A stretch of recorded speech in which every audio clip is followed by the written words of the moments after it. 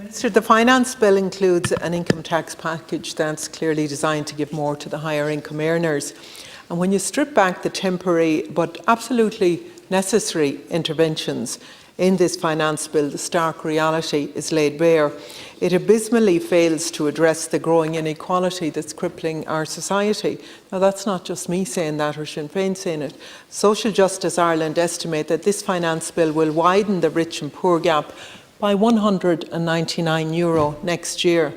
They go on to say it leaves Ireland's poorest worse off when budget 2023 one-off measures are discontinued. The change to the highest income tax rate is the most expensive measure in the bill, but despite the cost to the public finances, 2.2 million workers won't benefit at all from it, and this is unfair and economically reckless. The low-income families spend heavily within the local economy supporting Indigenous business and jobs. And right now I see businesses in small towns hibernating or getting ready to hibernate for the winter months. This is the only way that they can survive for many of them. The reduced footfall and the escalating costs combine to a reality where debts accumulate. So every choice made by government in this finance bill has a knock-on effect on local economies. And when we add all the tax measures, people earning €100,000 will benefit more, 4 times as much as somebody earning €35,000.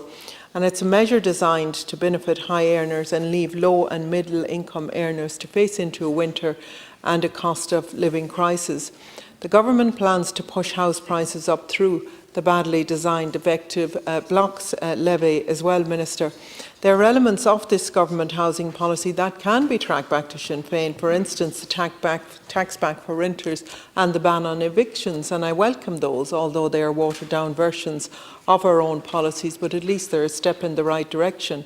The tax rebate will only work if there is a ban on increases, and we need to end the rip-off rents.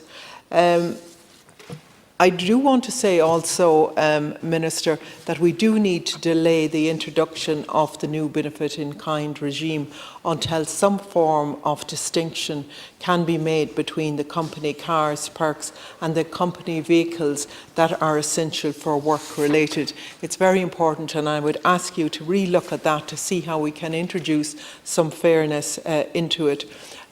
Also, in terms of, I do welcome the fact that student accommodation is now included, but there's still too many people paying rent who are excluded, including those. The ones I'm concerned about is that the tax rebate will only extend to renters in the accommodation registered with RTB, and we know that many students won't meet that criteria. I would ask you as well to look at that to see how all students, all people who are paying rent can be accommodated. Thank you.